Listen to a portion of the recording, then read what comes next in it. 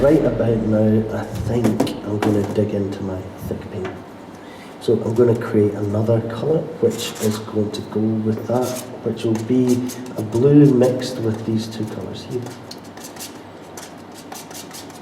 Just put it out a wee grey.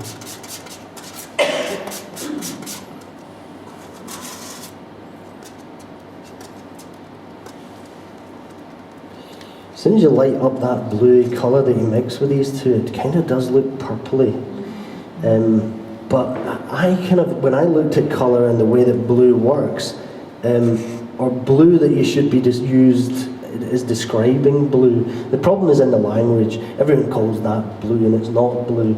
It's certainly not blue if you're going to call the blue in your TV screens, that the RGB blue. If you're going to call that blue, you can't call that blue. Because that is as different a colour from RGB blue or the wavelength of blue scientifically as green is from yellow.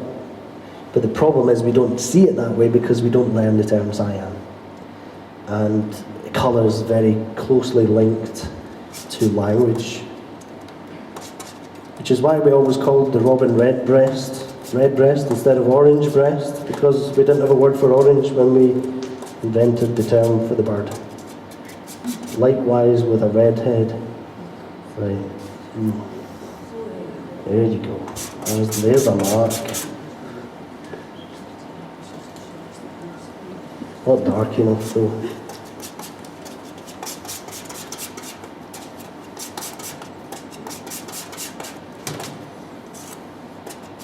Just desaturating that with the third of the primaries. All three primaries together will desaturate to give you a perfect grey. You ever struggle to mix black with RYB, red, blue and yellow? Red, blue and yellow, you mix all three primaries and they make black. Yeah. And you've got to mix hardly any yellow and loads of blue and a little bit of red. Now that's because they're not the primaries at all. You're struggling, you're battling against the wind. And you won't get a flat grey. That's a really flat, neutral grey now. And you won't get that if you use the wrong primaries. So that's, I like neutralizing colour and using the colour made. This neutral colour is made with the colour that's going to be next to it. So it relates, it's his partner, it's his buddy. It's brother, it's cousin, twice removed, not any times removed.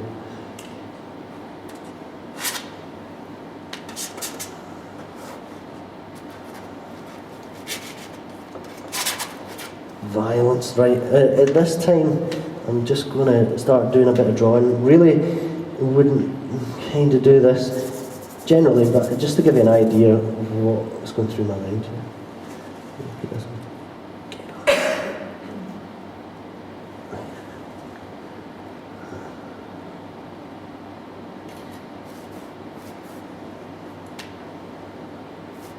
I like to exaggerate the angles rather than use the literal ones that are there.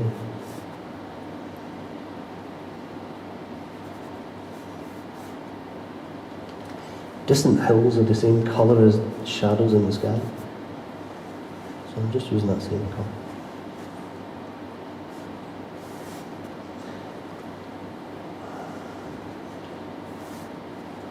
I'm not going to get the ruler out to do that.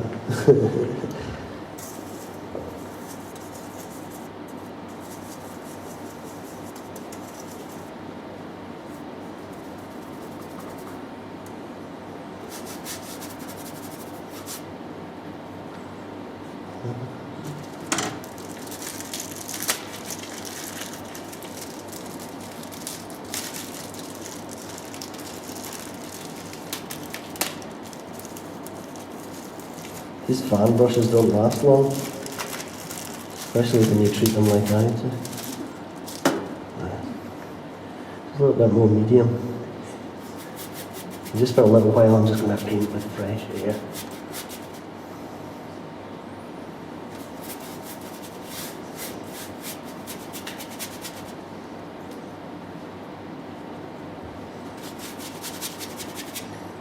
Reference to some bright colour for the foreground that's going to come in later on.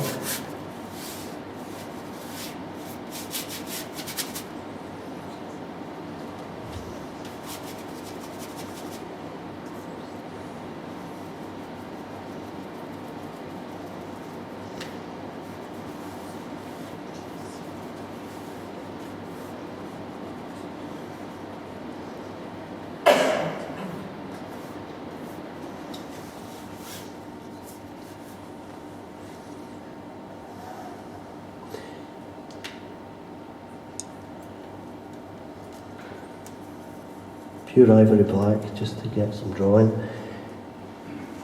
And I keep looking at that, and it's a crutch, and I'm only using it because I'm in front of you guys. Normally I just, you know, but if photos are a crutch, you can sit there and study that. If I get that wrong, it'll look rubbish. No, it won't. You get it? It'll look rubbish if you deliberate and procrastinate and don't believe in yourself.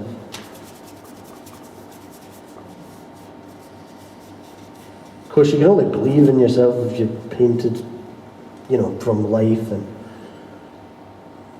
are confident enough with what you do on a canvas that you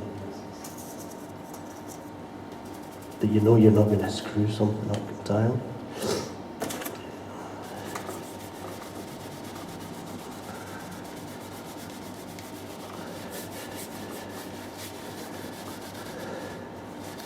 This is going to just come up here, I think.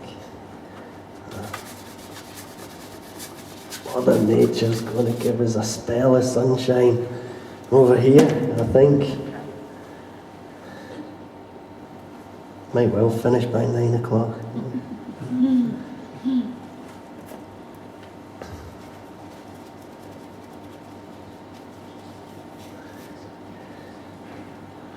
Hope none of my clients are here and see how quickly I paint a paint.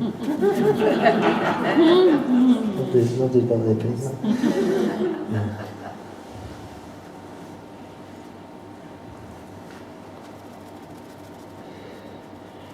Colour modulation's a great thing.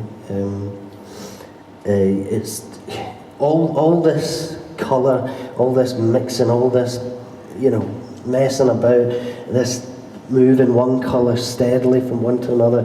It's so necessary, and it's all so overlooked by a lazy kind of approach to colour mixing, that you're just using the straight colour.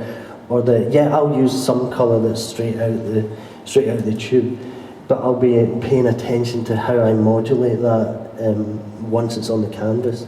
Sometimes I'll mix colour on the canvas, other times I'll modulate colour on the canvas, as I call it. Drips are good. Drips are good.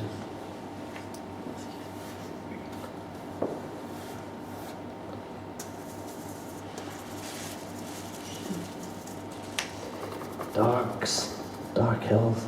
Hills aren't dark enough. Constantly moving around from light to dark. Yellow is the colour of light. Sunlight, yellow. And the reason blues are cool and in the shade, because they're the opposite. Because even if a shade colour isn't blue as such, it will certainly be bluer than the same colour in the light. So that you will always shift towards blue for your shadows. So if you want to make something look as though it's becoming shaded or in the shadow, so just adjusting that first. Then just pull it round the colour wheel. The green, use this colour for the shadow. The red, use this colour for the shadow. And the opposite for the highlights. Move around the wheel.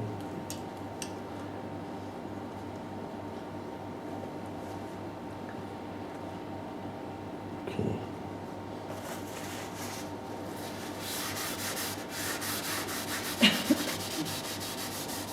A bit wobbly.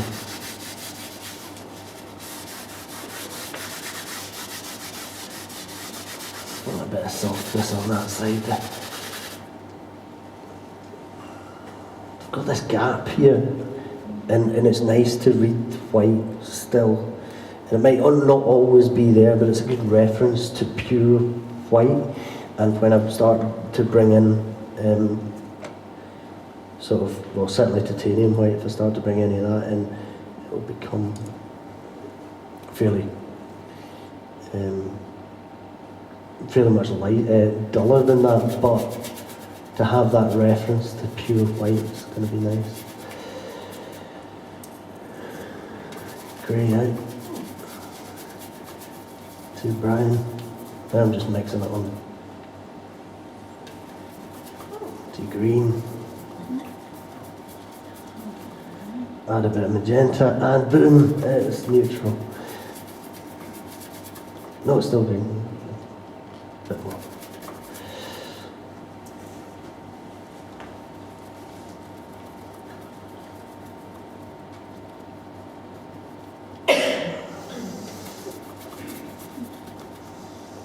Nice wee bit of white in the canvas. Medium.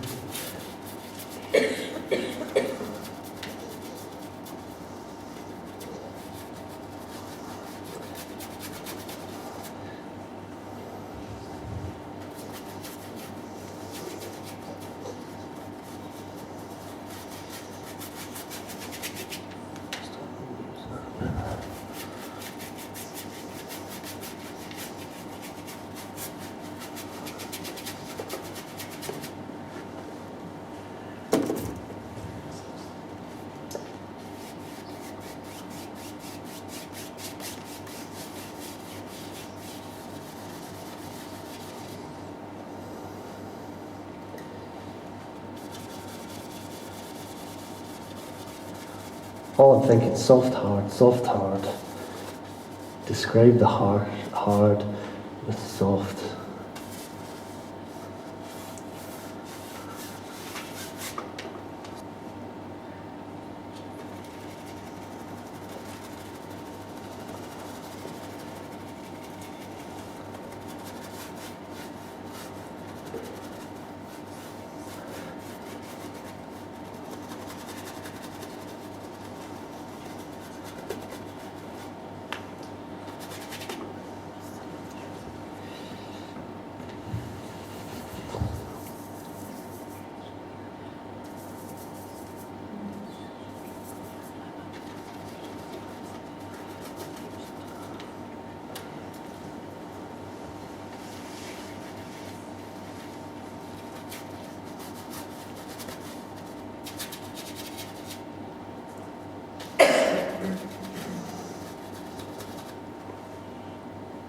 And my sky colour, that's related to this one, in that it's almost like an adjustment of that colour. A lot of the times when those shadow colours that come in when they're blue, a lot of the time they can be kind of more this kind of blue, so you can get quite a sky blue within your shadows. And why is that? Especially in landscape painting, you can describe it like the snow at the moment. The shadows in the snow, when the sun's out, it's blue. It's like cyan blue. And that's because the ambient light of your blue sky, or should I say cyan sky. So that ambient light, if you're in the shade, the blue sky still lights you up. So you get that ambient light of blue. And that's why you've got to adjust your white balance when you go outside in the sky, because the changes in perception of colour. Right. That's looking far too flat grey there. Far too flat grey.